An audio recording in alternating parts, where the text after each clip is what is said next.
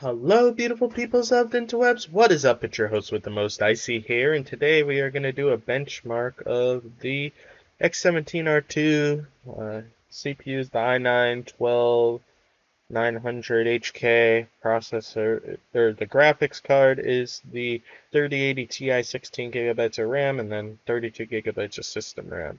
So before we get started, I just wanted to let you guys know about the keyboard, since some people commented about that and I said I couldn't hear, the metallic sound some people complain of. Well, I had my wife take a listen since my hearing isn't the greatest, and she was able to hear it. So everybody in the comments, you were correct.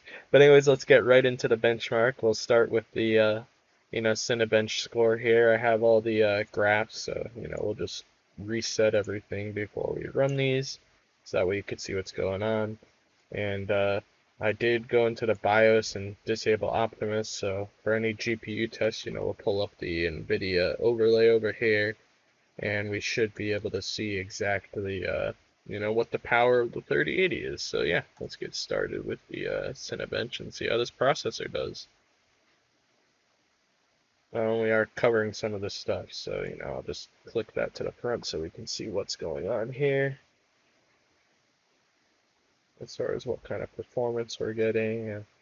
If we run into any throttling, we can see the clock of the processor there. We do have the fans at full speed, so the machine shouldn't have any cooling bottlenecks. I don't personally think I'll run it at full speed, even though the fans aren't really too loud in my opinion. They don't have an annoying high-pitched tone. It's pretty decent sounding. It is noticeable though if you don't have headphones. Personally, it wouldn't bother me. The speakers in the laptop probably would you know override that fan sound, but looks like we had a pretty good score there. Some of our cores did get pretty hot, probably the performance cores, but overall it doesn't really look like we had too bad of throttling, maybe slightly, but 3.8 gigahertz is pretty good. Looks like we're drawing about 100 watts on the CPU there.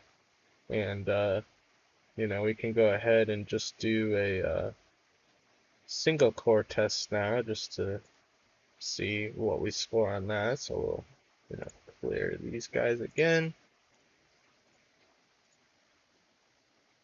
And single core is probably going to take a little bit longer, but we'll see what happens. I mean, is there even really a point to running a single core? I'm not really entirely sure. Nor do I know which core it's running. Yeah, I don't think that that's that important because I don't really do too many single core workflows. Next, let's move on to everybody's favorite test, the 3D Mark test. Again, I'm not really a big benchmarking person. Either the machine works or it doesn't. I don't go chasing frames. I haven't done any kind of overclocking or, tuning to the system. I probably don't really intend to, as long as it's not you know, throttling or anything crazy like that. That's all that really matters to me.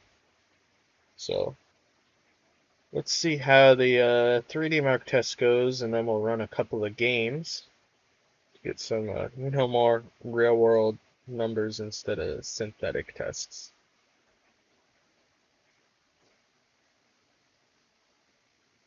And if there is a specific test that you guys want to see, definitely let me know. And yeah, so we'll just, again, clear out each of these and run this. We'll see how it does, and we'll pull up the, NVIDIA overlay. And we can kind of see what the peak power is. Oh yeah, and then I know somebody asked about the TDP, so I can show that after this test run, since we just started it. We don't want to interrupt it in the middle. But I'll let you guys, enjoy this test,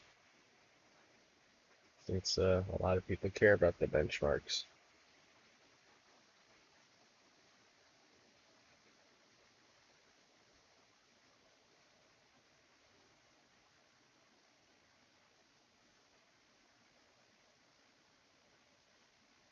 And there will be timestamps down in the description if you want to skip ahead if you don't feel like looking through.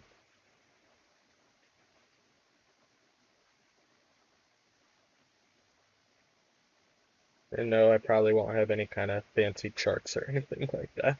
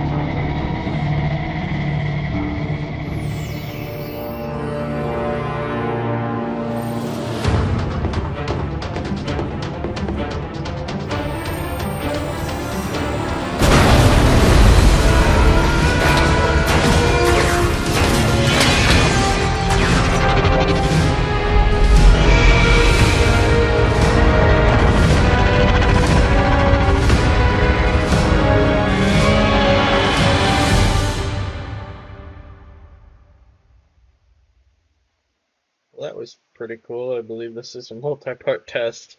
I, again, don't really run these all that much, so I guess let's see what the scores are at the end. Maybe it will give us some graphs or something. Honestly, I think this is my first time ever using this program, so I know that's pretty embarrassing, but again, I don't really go chasing the numbers or anything like that. Either the machine works well or it doesn't, so.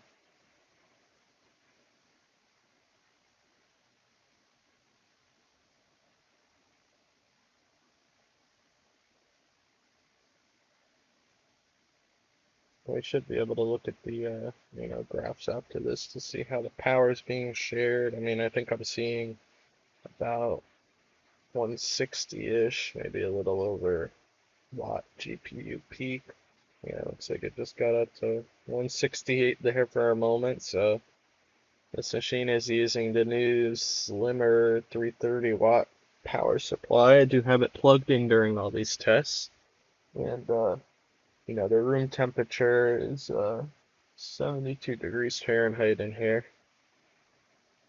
So, that's the ambient temperatures we're dealing with here. I had the computer resting on a lap board to make sure it's not sitting against any kind of thing that could potentially block the vents or anything like that. So, the performance and cooling that we're seeing here should be pretty close to how the machine's going to perform over time. Doesn't seem like the GPU is really getting too hot. So when it's under load, I guess we'll see what the peak is, but maybe mid 70s there. I think you want to stay below 80 for that.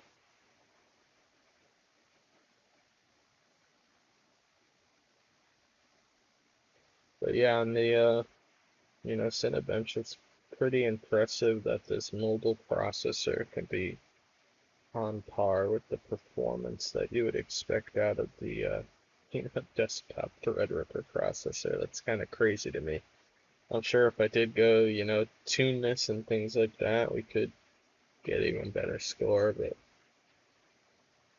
for the average person who buys one of these machines, most people just use this out of the box without doing any too crazy tuning. So those are the, numbers that I'm probably looking more closely to what the computer does on its own. If you guys are really interested in doing some tuning or some overclocking, things like that, I could definitely try to look into how to do that. Like there's a program like Throttle Stop or something, that would set things to a consistent clock. Like on my desktop, which obviously had a much more beefy all-in-one liquid cooler. I think I used to run that at a consistent 4.5 or 4.6 gigahertz. So that was a pretty good processor for what it was. But okay, looks like we're done here. So I'm gonna hide the NVIDIA overlay, and we'll just look here. So looks like a couple of the cores did get pretty toasty there on the processor over time, but let's see. Looks like we got a max of 77.6 there on the GPU. Well, let's pause the graph here, and maybe we can temporarily extend this over so we can see what was going on while these tests are running. So let's see, we have power here for the GPU and power down here for the processor. So let's see. Looks like maybe the processor ran on average maybe about 60, while the GPU is under load at about 160, so that looks pretty good.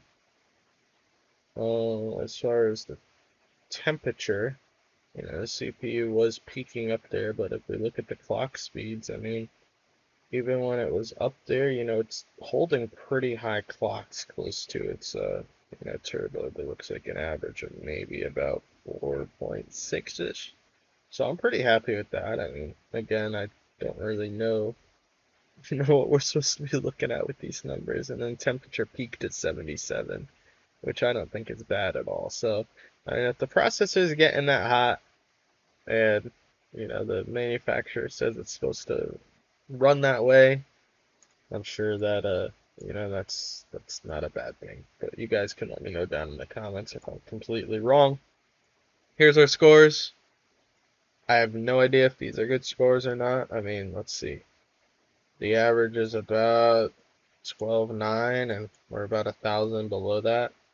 So I don't know if that's good or bad or not.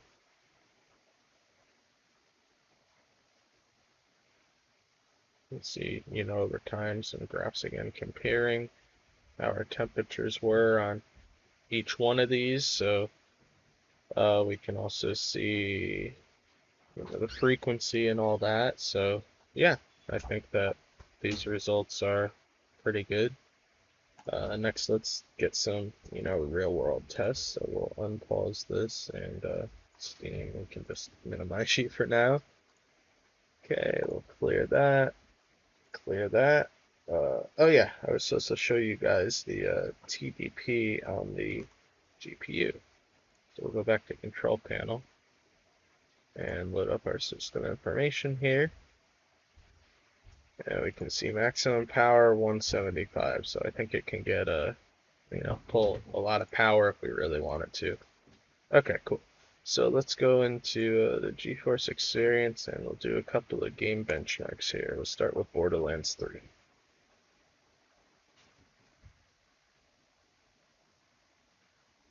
And we'll bring back up, our NVIDIA overlay here. So that way you guys can kind of see what's going on in real time, and then we'll, look at our graphs later on. Oh, actually, we can keep the graph up over here. That's pretty cool. I didn't know that I could do that. So we'll just have that running off to the side here. Or maybe it's a glitch and doesn't think that the foreground's in the foreground because it's loading. But if that stays there, that'll be pretty cool. So you guys can see, what it's doing in real time. I don't know how to do any of you know, the fancy overlays. Like, nope, we can't see that in real time, so I guess I'll just have to deal with the NVIDIA overlay here, and yeah, we'll do these game benchmarks, and you guys can make of all this what you want. So, options, visuals, benchmark, start benchmark. Hopefully, we get some good numbers here.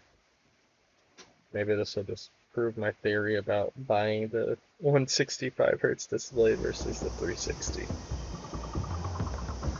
Because if we can't get over 165, then not really much of a reason there.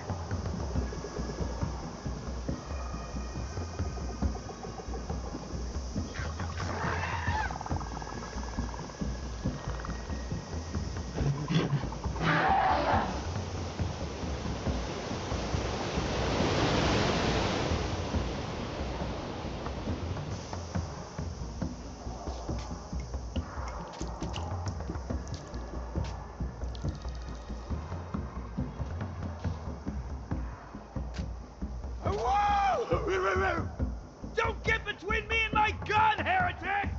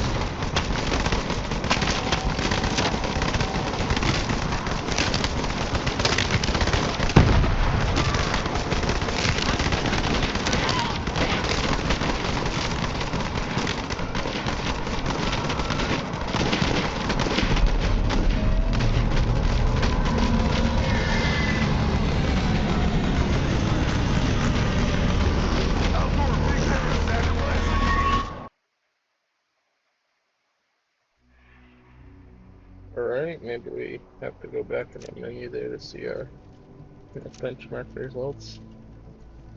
Yeah, so here we go, average of 65.33. So, I think that that's good. I mean, maybe if we, oops, I should have clicked the desktop there. Maybe if we look at, where the settings are at, that'll give you guys a little bit better of an idea. Sure, I could probably drop these settings, but, I want to be able to have the, best possible game experience there. And, there. Just loading, but we can look at some of that. So it looks like maybe in gaming, the, temperatures stayed slightly better over time. I mean, it's getting in the high temps there, but we'll have to take a look at, exactly how the graphs look. So there's what all the settings are if you guys are curious. Basically everything maxed. So let's pause this for a moment and kind of look at our graphs over time. So, we can see the CPU dropped a little bit lower that time, down to maybe around 4.1-ish average. And again, this is with the, fans being maxed out, so looks like it's running a little toasty, but as far as power draw, looks like you're getting about 160 watts average there, with about 65 on the processor. I think I was reading that the processor's limit was 45, so maybe Alienware is boosting the power. So maybe if we limit it to where they said it was gonna be at, then we would see different results here. But we'll go ahead and unpause this. We'll clear our values here. Clear our values here. Here's what all of our Grand Theft Auto settings are going to be for this test. So again, just letting it do its thing.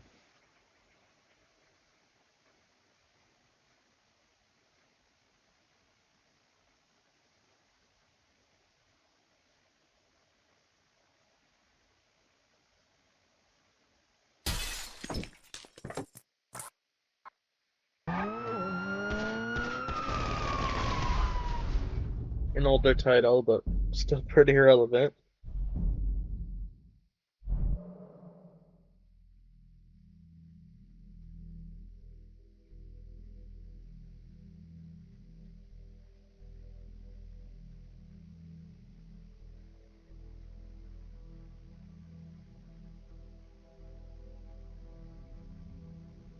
Alright. When I loaded this up earlier so that way I could make sure that we could apply, all the optimal settings, it said my last time I played this was in 2015, which is crazy to me. It's definitely been a while. But I mean, I guess that just shows how long this game's been out. I think they said they were working on the next one. They started development of it or something, but who knows. Maybe they'll just continue to milk this for all it's worth.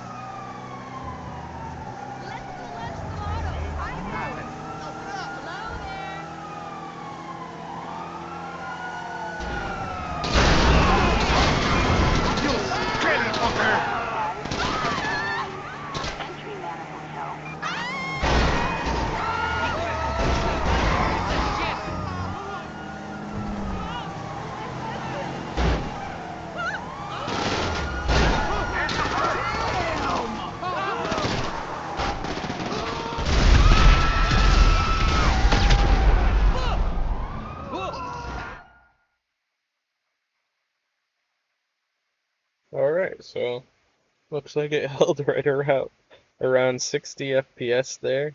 I think the game's gonna relaunch automatically, it said, so we'll take a look at it again, the graphs and see what's going on. Maybe this game is just capped to 60 FPS, I don't know. Again, you guys probably know a little bit better than I do about all this stuff. Kind of weird that they, make the game have to restart afterwards. Unlike all the other games, I'm sure there's, some type of reason for that. Alright, let's go see, what we have going on here with these numbers this time. Alright, sort of that. So, looks like we had a couple of cores getting hot, but some of them were running a little bit cooler, so.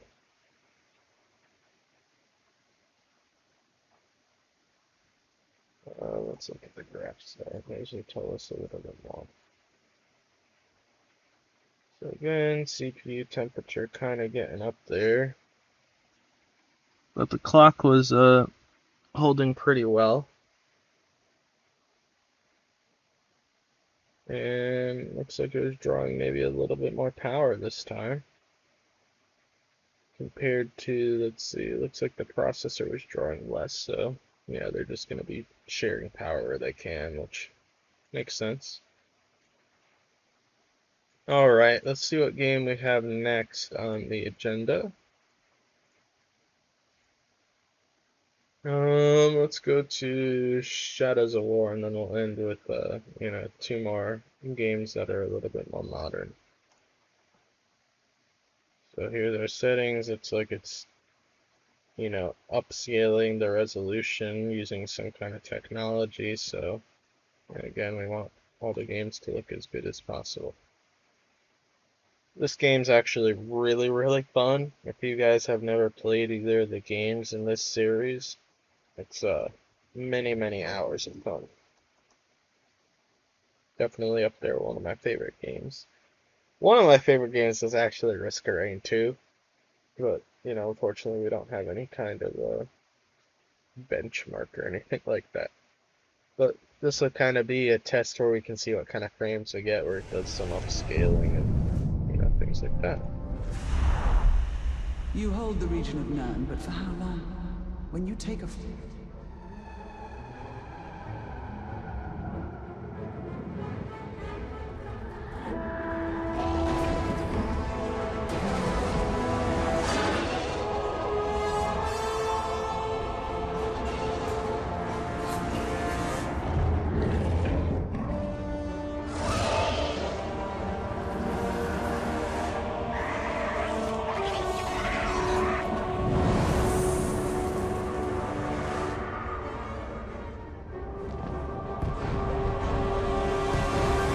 Everything definitely looks really sharply detailed. Also, this Alienware screen is really nice for a 1080p panel. It's nice and bright. All these tests are just kind of telling me I made the right choice, not going with the 360Hz display and saving some money. I have used a 360Hz display before, so, it's pretty cool, but if you can't hit that high of frame rates, then it doesn't really matter. So, there's our numbers right there. Average of 94 FPS, so, I'm happy with that. No complaints. Alright, and looking at our numbers, everything was running pretty hot, so let's kind of look at the graphs here. We don't even have to expand this because it wasn't running for that long. So, maybe we do have to expand it to get rid of the word pause from the middle of our graphs. So pulling around 150 watts that time on the the GPU, and then on the CPU 65 to 70 watts. Holding decent clock, although the temperatures were running pretty high there, so let's move on to our next game.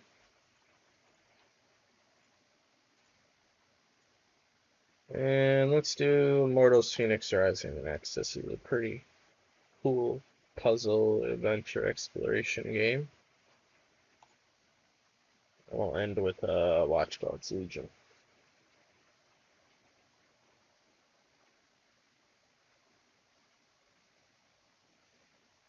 Too bad I don't have something, well, you know, it's kind of a silly thing to say. I was going to say too bad I don't have something that tells me the average, the temperature over time. We can see in the graphs it's, you know, staying up there. So is that good? Is that bad?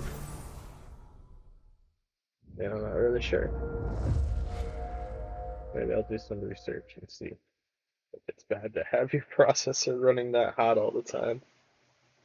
I think in one review I saw people were, you know, getting a little bit better temperatures, so hopefully there's not an issue with this machine, but again, maybe they did, you know, some optimizations to get their processor to run a little bit cooler.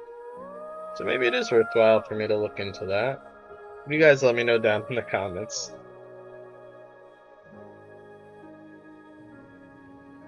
Just waiting for this to check for additional content, whatever that means.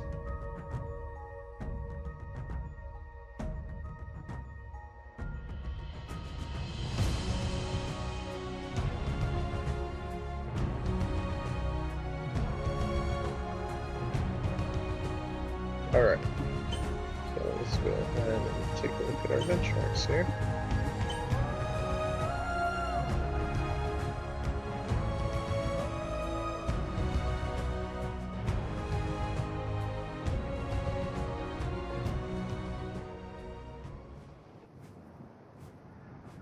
Let me bring up the, you know, other monitor for you guys too.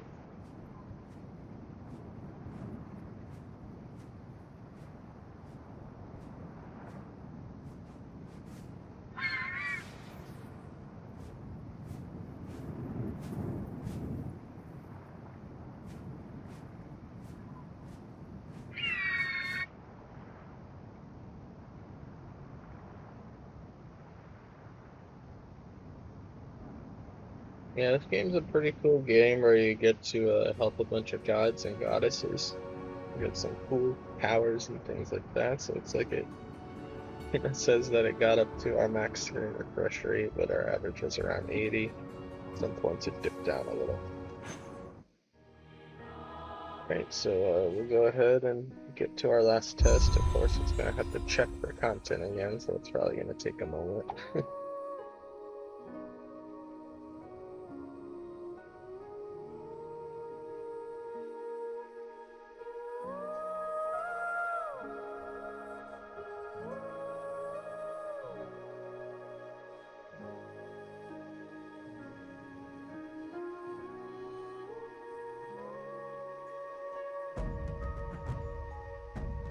Alright, on to our final test.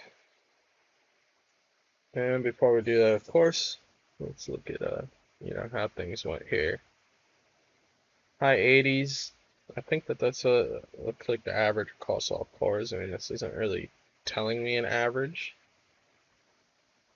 Actually, shouldn't we be seeing? No, that's right, because Core 0, this is a 14 core processor.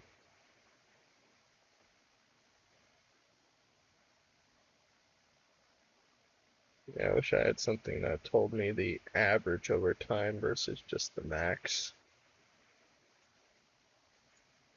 I mean, I guess I could pull up all the graphs here and see what it's doing. I mean, CPU temperature, maybe that's just the average across all cores, which some of them are hitting higher, some of them are hitting lower. I mean, I don't really know too much what to think of that, but looks like under load it holds about 4.3, which is fine with me. It's like at one point we were even getting up to, you know, 80 watts, and then it kind of drew its power, draw it down a little bit, maybe as the processor wanted more power, but that game didn't really draw too much watts for the GPU. So, final test. And, you know, let's see what it scores on a very modern game. I don't have anything like Cyberpunk or anything like that to test with, but looks like we have some ray tracing set up here. So, yeah, this will be a really good test of the power of the processor. Watch Dogs is definitely up there in one of my favorite series of games. Legion was a bit different from the other two, but didn't stray too far from the core mechanics. It's interesting how you can get different characters that have, different abilities and specialties on your team, which is a nice mechanic.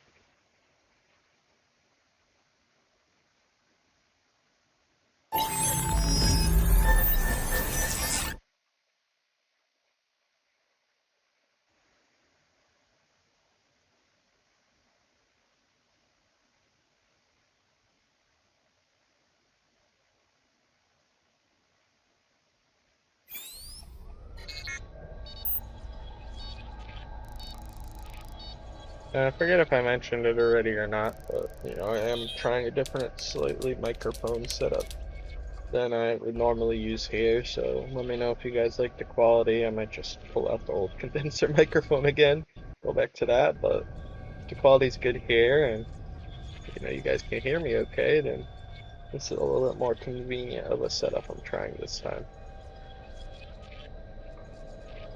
We're using the power of Bluetooth. Alright, so here we go into options, we go to video, and we run our benchmark.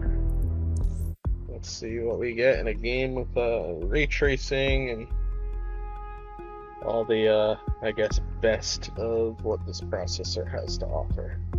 And yes, we have the overlay up again. I didn't forget.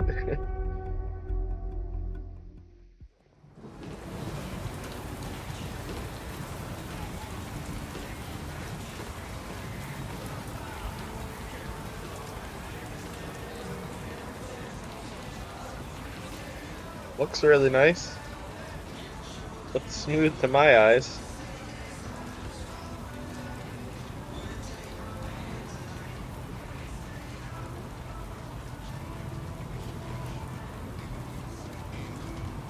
And I think I installed I think this game comes with a higher resolution textures. I don't know. When I was installing any of these games, I checked off that option, so.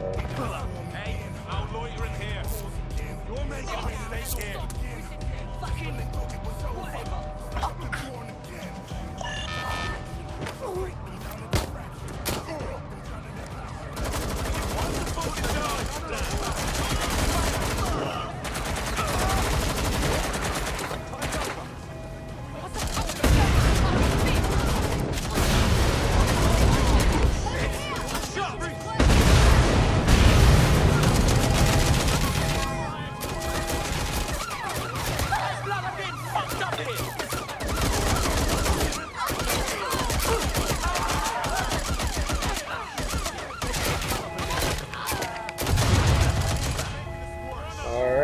How do we do? Let's get rid of the video relay. Max FPS average 57.